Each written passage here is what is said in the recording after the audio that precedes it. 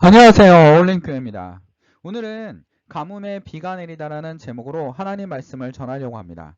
자, 부제목은 나를 떠나서는 너희가 아무것도 할 수 없음이니라 라는 제목으로 하나님 말씀을 전할 때 주의 성령이 주의 성도들 위에 임하셔서 변화되고 우리 마음속에 감동 감아주셔서 하나님을 따라가는 주의 종들이 될 수 있도록 주님 붙잡아 주십시오 라고 간절하게 기도드립니다.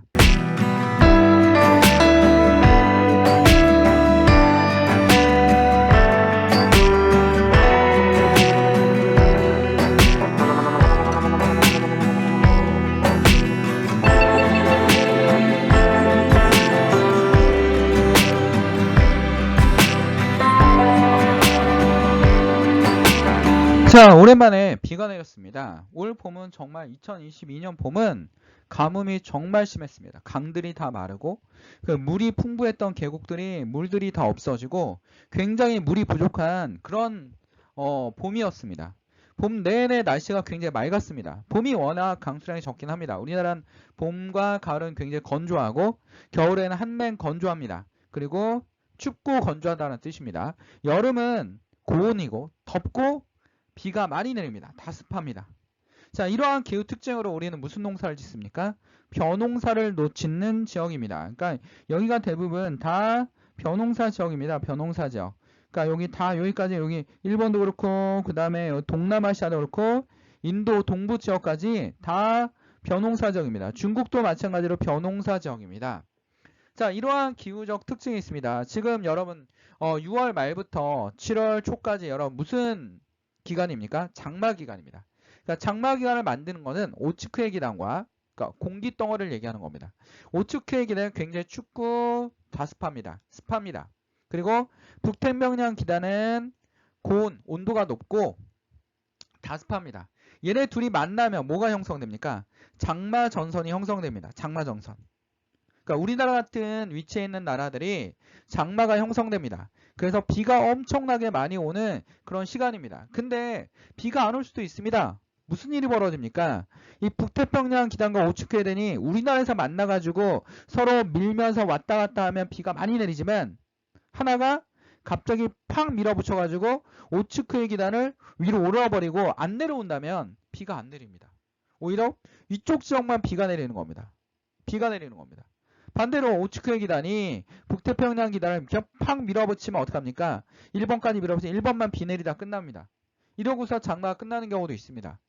자, 근데 이번에도 어땠냐면 원래는 지난주 뭐 월화 수 목에 막 비가 내렸어야 되는데 장마전선이 이렇게 올라오고 있지 않았습니까? 근데 장마전선이 갑자기 한반도를 뛰어넘었습니다. 굉장히 보기 힘든 기후 현상입니다. 그러니까 막 뛰어넘었습니다. 그러니까 빅 스텝을 한 거죠. 굉장히 자이언트 스텝을 한 겁니다. 무슨 미국에서 이자 올리듯이 막 자이언트 스텝을 한 겁니다. 올렸는데 오츠크의 기단이 힘을 내 가지고 다시 밀어붙이면서 비가 내리면서 가뭄이 해결됐습니다. 가뭄의 농부들은 어떻습니까? 이 가뭄 땅이 막 다 말라가고 물도 거의 없고 막 동식물 물고기도 막 우리나라 그 어떻게 됩니까? 막 강가에 나와서 말라 죽어가고 있고 물이 없으니까 그 주변에 있는 식물이나 그 다음에 물고기들이나 동물들도 굉장히 힘들어합니다. 굉장히 힘들어합니다. 그리고 농사 짓는 사람도 어떻습니까? 아무리 노력해도 농작물을 수익할 수가 없습니다. 아무리 노력해도. 근데 이때 뭐가 내렸습니까? 비가 내렸습니다. 이때 동물들이나 식물들이나 농사 짓는 분들은 어떨까요? 아니면 물과 관련 있는 사람들은 어떨까요? 모두 다 염려하고 있던 이 가뭄에 비가 내렸습니다. 어떻습니까? 갑자기 뭐 어떻습니까? 희망이 찾아오지 않습니까? 올해는 농사를 질 수 있겠구나. 올해는 농작물을 수익할 수 있겠구나. 비가 내리기에는 민물 어부들도 민물에서 잡는 이 어부들도 물고기를 잡을 수 없는 겁니다. 물이 없으니까 물고기도 없고 이러니까. 물고기를 잡아서 올해 좀 돈을 벌 수 있겠구나. 막 이런 생각을 하지 않습니까? 가뭄 속에 찾아오는 비가 뭡니까? 바로 예수님의 복음입니다. 너무나 힘들었던 땅에, 죽어가는 땅에, 메마른 땅에 찾아오신 분이 누굽니까? 바로 예수님입니다. 이러한 기후적 원칙과 원리를 만드신 분이 누굽니까? 바로 하나님이십니다. 예수 그리스도십니다. 오늘 여러분의 요한복음의 저자를 요한복음 쭉 보면 그렇지 않습니까? 사람들이 마음속에 공고합니다. 아픕니다. 돈이 많지만 소외당하고 있습니다. 죽음을 맞이한 사람도 있었습니다. 보지 못하는 사람도 있었습니다. 이런 사람들 속에 다 누가 찾아오셨습니까? 예수님이 찾아오셨습니다. 그들에게 뭘 보이셨습니까? 표적, 바로 구원을, 십자가를 보여주신 겁니다.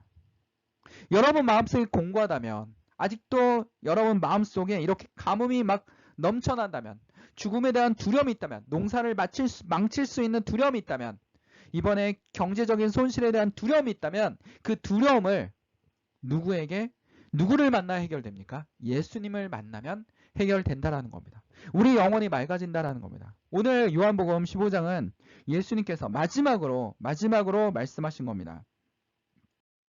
자, 다락방 설교를 마치시고 겟세마네 가는 도중에 제자들에게 말씀하신 겁니다.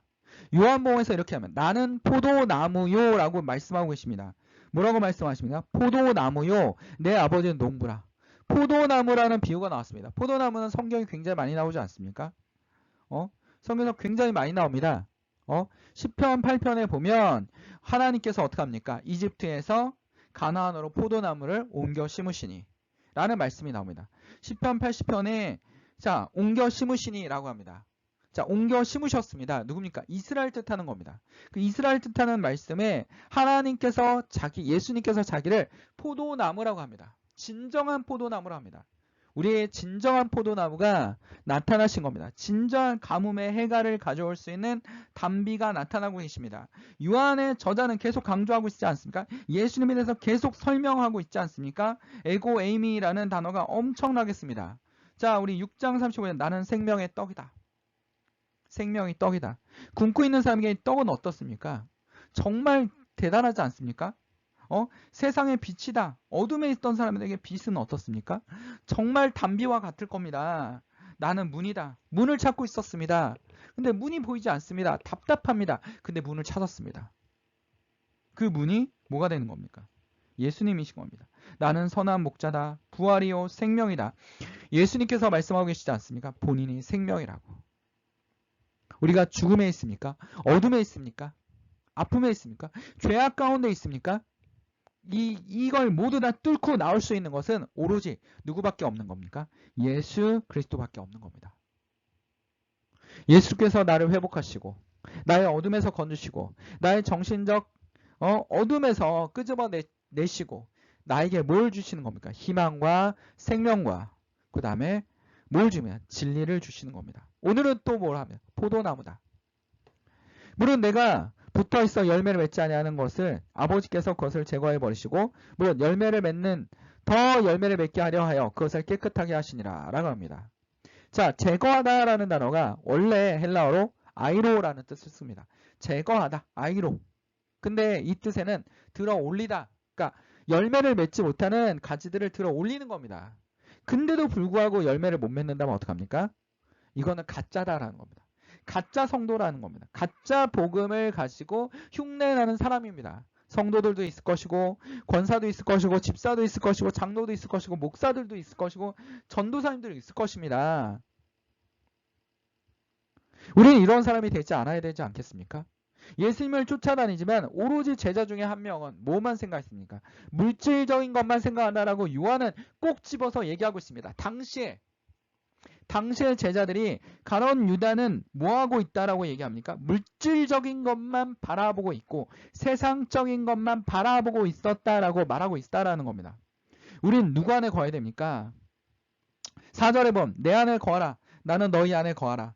가지고 포도나무 붙어있지 아니하면 스스로 열매를 맺을 수가 없는 같이 너희도 내 안에 있지 아니하면 그러하니라. 하나님 안에 있어야 된다는 겁니다. 우리는 하나님 안에, 예수님 안에, 예수님과 가정을 꾸리는 겁니다. 예수님이 신랑 되시고 우리가 신부 돼서 가정을 꾸리는 겁니다. 그럼 여러 가지 어려움이 있지 않겠습니까? 힘든 점도 있지 않겠습니까? 어떻게 가정생활에 즐거운 생활만 있겠습니까? 여러 가지 의견 대립도 있을 수 있고 별거 아닌데 서로 상처를 줄 수도 있고 별것도 아닌데 굉장히 그 문제 가지고 굉장히 심각해지는 경우도 있습니다. 또 가족이 뭔가 친절하면 그거에 대해서 귀찮아하는 자녀들도 있습니다. 부모님들이 자녀들이 막 중고등학교가 되면 같이 여행 가주면 너무나 고맙다라는 겁니다. 자녀들이 같이 가주니까요. 근데 여러분 초등학교 때는 어떻습니까? 초등학교 때는 아이들이 그냥 무조건 따라다닙니다. 그냥 부모님이 최고입니다. 그냥 그러다 커지면 이제 부모님이 따라주는 것만 해도 감사하고 가족 모임만 같이 해도 감사하는 겁니다. 그런 형태로 우리가 가족을 꾸려나가고 있지 않습니까? 예수님과 가정 내서 힘든 일도 있고 어려운 일도 있을 것입니다. 그러나 예수님과 함께 할 때 예수님은 뭐라고 얘기하고 있습니다. 5절에 보면 나를 떠나서는 너희는 아무것도 할 수 없습니다. 나를 떠나서는 아무것도 할 수 없다라고 분명하게 말씀하고 계십니다. 나를 떠나서는 아무것도 할 수 없다라고 말씀하십니다. 지금까지 우리가 뭐 한 것 같지만 제대로 이루어지지 않는 것도 많지 않습니까? 예수님이 없어서는 아무것도 할 수 없습니다. 우리가 예수님의 가지에 붙어있고 예수님 앞에 열매를 맺는 사람이 된다면 어떡합니까? 가서 생활에서 전도합니다. 이 생활전도가 더 힘듭니다. 생활전도는 자기의 모습을 보여주면서 일터에서 아니면 만남을 통해서 관계를 통해서 전도하는 거기 때문에 굉장히 쉽지 않습니다. 그것도 성령님의 인도하심을 받아 주의 성령의 인도하심을 받아 전도하는 것입니다. 나와서 막 노방전도하는 게 아니라 전도하는 것입니다. 우리의 참된 예수 그리스도를 통해서 우리의 빛이 되고 생명이 되신 예수 그리스도를 따라가야 됩니다. 항상 기도를 어떻게 하라고 그랬습니까? 걸어가다 회사에서도 하나님 이렇게 하십시오. 아브라함과 이삭을 보십시오. 하나님과 대화하는 그 자세, 하나님과 교류하는 자세, 여러분도 하나님과 교류하는 자세, 하나님과 교류할 수 있는 자세, 그게 뭡니까? 하나님과 함께하는 것입니다. 오늘 말씀에 자 뭐라고 얘기하냐면 정말 놀라운 얘기를 하고 있습니다. 예수님께서 12절에 내 계명은 곧 내가 너희를 사랑한 것 같이 너희도 서로 사랑하라. 우리끼리 서로 사랑하라 라고 합니다. 관계를 서로 회복해라. 교회 안에서 교회를 어떻게 해라? 교회 공동체 안에서 성전 안에서 어떻게 합니까? 관계를 회복해라. 그 관계를 통해서 서로 도와주고 서로 배려해주고 서로 나눠주고 서로 낮은 자세로 내가 쟤보다 나 이게 아닙니다. 교회는 뭡니까? 서로 섬겨주고 배려해주고 하는 것입니다. 말을 아껴주고 저 사람에게 좀 더 칭찬해주고 이게 친하다 보면 가족끼리도 어떻게 됩니까? 가족끼리 비판만 합니다. 비판. 그것도 못하고 막 자녀들에게 막 독소를 쏘지 않습니까? 엄마의 마음은 그렇지 않은데 아빠의 마음은 그렇지 않은데 너 왜 이 모양 꼴이냐 말하면서 좀 더 잘 되라고 하는 말인데 아이는 그걸 들으면 뭡니까? 잘 되라고 하는 얘기처럼 들릴까요? 전혀 그렇지 않습니다. 여러분들. 그게 잘 되라는 얘기로 들리겠습니까? 저주처럼 들리겠지. 그 아이들은 삐딱하게 가는 거죠. 그치? 오늘도 노래방, 오늘도 담배, 오늘도 술, 청소년 하지 말라는 거 일부러 더 하는 거죠. 더 하는 겁니다. 어른들도 하는데 막 이러면서 하는 겁니다. 요즘에는 막 애주중지 애를 키웠는데 애가 중학생이 되니까 어떡합니까? 집을 나가버린 애도 있습니다. 한 달 동안 안 들어온 애들도 있습니다. 친구들하고 과거물에 가서 사는 아이들도 있어요.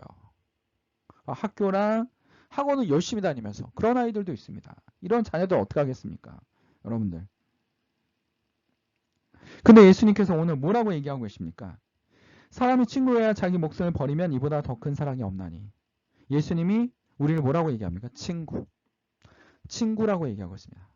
너희는 내가 명하는 대로 하는 곧 나의 친구라. 동등한 예수님과 친구입니다. 예수님과 부부입니다. 예수님과 뭡니까? 동행하는 사람입니다. 여러분들은 누굽니까? 예수님의 친구입니다. 여러분 옆에 있는 성도님들은 예수님의 친구입니다. 그 예수님의 친구인데 함부로 할 수 있겠습니까? 응? 우리 영화나 드라마 보면 진짜 아무것도 없는 사람이야. 근데 아무것도 없는 사람인데 친구가 누굽니까? 친구가 대통령이야. 친구가 장관이야. 재벌이야. 그럼 막 주변 상황이 달라지지 않습니까? 여러분 친구 누굽니까? 예수님입니다. 세상을 만드시고 이 원리를 다 만드신 세상은 원리에 따라 움직이지 않습니까? 연어도 바다로 그 넓은 바다로 나왔는데 자 새끼를 날 때면 돌아옵니다. 정말 놀랍지 않습니까? 아무도 시키지 않아요. 하나님께서 거기다 뭔가 주입해 넣으신 겁니다. 언젠가는 돌아와서 아이를 낳고 세기를 낳고 그 자손을 번식할 수 있도록 만든 겁니다. 거북이들도, 태평양의 거북이들도 많은 무리가 바다로 막 생존하기 위해서 죽고 막 이렇습니다. 그러다 언젠가 어떡합니까? 다 돌아옵니다. 다 돌아옵니다. 그리고 다시 아기를 낳고 그 아기들이 또 생존하기 위해서 바다로 나옵니다. 똑같은 지역에서 그런 행동이 이루어진다는 겁니다. 무슨 수학 공식과처럼 1 더하기는 2처럼 계속 그 원리대로 움직이고 있다는 겁니다. 이 모든 하나님의 창조 질서에 따라서 기후도 움직여지고 공기의 움직임을 통해서 비도 내리고 그 다음에 햇빛도 쬐고 맑은 날씨를 통해서 어떡합니까? 농작물들이 수확되는 겁니다. 이제부터 너희는 종이라 하지 아니하고 이제 친구라 합니다. 그 친구가 누굽니까? 바로 여러분 옆에 있는 성도입니다. 예수님의 친구입니다. 예수님 친구이니까 함부로 할 수 없는 거죠. 함부로 할 수 없는 겁니다. 저기 좀 불편하신 장애인분이 있습니다. 누구의 친구입니까? 예수님의 친구입니다. 함부로 할 수 없는 겁니다. 근데 여러분 어떻습니까? 유럽에서 19세기 때 뭐가 나왔습니까? 진화론이라는 게 나왔습니다. 진화론. 이 진화론의 한계가 결론 끝에 가서는 뭔가 없습니다. 그러니까 과학도 이론이 탁고 뒤집어 엎어집니다. 엎어집니다. 근데 막 새로운 종이 나와서 새로운 막 원숭이가 막 사람으로 막 진화했다는 이 말도 안 되는 얘기를 아무리 생각해도 이해가 안 되는 부분이거든요. 오히려 하나님 신께서 말씀을 창조했다. 응? 말씀을 창조하니까 어떻게 됐습니까? 우주가 막 분할하면서 만들어져 가고 그 원리와 질서에서 정확하게 움직여가는 것을 보여주고 있지 않습니까? 근데 이 진화론이라는 걸 통해서 사람들이 하니까 19세기 때 이런 생각을 하기 시작한 겁니다. 백인은 진화가 너무 잘 된 거고 황인종은 좀 덜 된 거고 흑인은 너무나 진화가 안 돼서 그냥 짐승이야. 그러니까 막 흑인들을 잡아다가 아프리카에 기니마네 안에서 막 잡아다가 어떡합니까? 막 팔아 넘기는 겁니다. 아프리카에 있는 코끼리 상아 잘라다가 동물이니까 막 팔아 넘기는 겁니다. 완전히 인권이 유린되지 않았습니까? 지금도 여러분 인종차별이라는 게 미국과 서양에서 이루어지고 있지 않습니까? 이게 바로 진화론의 근거입니다. 우월의식. 난 너보다 우월해. 이게 문제점인 겁니다. 사람들이 너보다 우월해. 그러니까 뭐가 나타난 갑질이 나타난 겁니다. 예수님이 창조하신 친구들은 모두 다 예수님의 친구인데 예수님의 친구된 사람에게 갑질하고 있는 겁니다. 어떻게 되겠습니까? 여러분들. 또 거기다가 더 발전시켜서 이번에 사회 진화론이라는 걸 만들어냈습니다. 사회 진화를 발전시켜서 유능한 나라가 있고 무능한 나라가 있다. 그 유능한 나라가 어떻게 합니까? 모자란 나라를 지배해서 이들을 문명화시켜줘야 된다. 문명화시켜줘야 된다. 지네들은 문명이 곧 문화이다. 발전이 문화라는 겁니다. 여러분. 발전된 것이 문화라는 겁니다. 빌딩 세우고 과학기술이 발달하고 막 이런 걸 문화라고 얘기하고 있는 겁니다. 이런 관념으로 있다 보니까 소수민족이나 원주민이나 뭐 에스키모족이나 라프족이나 뭐 이런 사람도 있지 않습니까? 막 알래스카나 이런데 아마존에도 막 이들의 문화는 문화가 아닌 겁니다. 야만이라는 개념이 생긴 겁니다. 야만족들을 잡아다가 신식 교육을 시켜야 돼라는 그런 개념이 생긴 거죠. 그래서 식민지를 건설한 겁니다. 일본도 그러지 않았습니까? 정말 무능한 나라가 하나 있는데 그 나라가 바로 조선이야. 그 조선을 가서 지배해가지고 미제국주의나 일본 입장에서 미국이 제국주의입니다. 제국주의, 서양 제국주의로부터 보호를 해줘야 돼. 그게 바로 2차 세계대전의 명분이 된 겁니다. 그게 뭡니까? 이 진화론이라는 이 사상을 가지고 사람들이 어떻게 됐습니까? 거기에 빠져들어서 같은 사람들을 그리고 예수님이 나의 친구라는 사람들을 모두 다 막 죽이고 있는 겁니다. 죽이고 있는 겁니다. 어떻게 됩니까? 잘못된 사상에 빠져서 잘못된 생각으로 사람들을 멸시하는 그런 일들이 벌어지고 있습니다. 예수님께서 오늘 마지막 설교에 십자가에 돌아가신 마지막 설교 이거를 꼭 명심하라고 이건 너무 중요해라고 얘기하지 않습니까?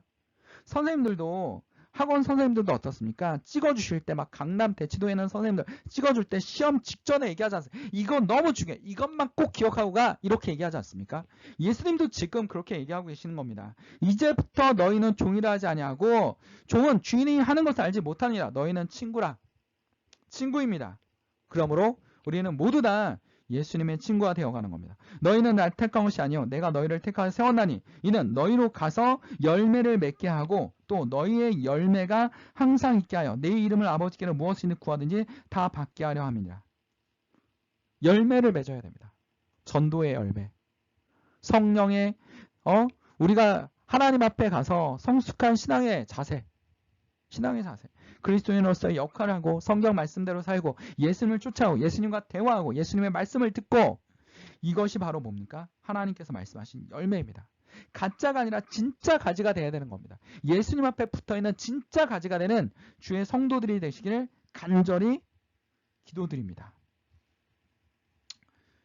오늘 기억해야 될 말씀이다. 나를 떠나서는 너희가 아무것도 할 수 없습니다. 예수를 떠나서는 우리는 아무것도 할 수 없습니다. 예수 안에서 참다운 삶을 살 수 있는 것입니다. 이 말을 꼭 기억합시다. 기도하겠습니다. 사랑하는 충만하신 하나님 아버지, 오늘 주의 말씀을 통하여 우리가 예수님과 동행하는 삶을 되게 하시고 하루하루가 예수님과 대화하며 예수님께 기도하며 악에서 벗어나며 어둠의 길에서 벗어나는 주의 성도들이 되게 하여 주시옵소서. 어두운 곳에 있는 곳이 있습니까? 성도들이 있습니까? 아픈 성도들이 있습니까? 주께서 치료하시고 어루만져 주시고 힘들어하는 성도가 있습니까? 주께서 붙잡아 주시옵소서. 오늘도 생사를 왔다 갔다 하는 사람들 위해 전쟁터로 고통받고 있는 사람들을 위해 주께서 그들에게 희망과 용기와 주님의 따뜻함을 느낄 수 있도록 주님 붙잡아 주시옵소서. 예수님께서 우리에게 정말 친구라는 단어를 사용해 주시고 말씀을 남겨주시고 그 말씀을 통하여 예수님을 따라가는 우리의 삶이 될 수 있도록 주님 붙잡아 주시옵소서. 이 모든 걸 주님께 맡기며 예수님의 이름으로 간절히 기도드립니다. 아멘.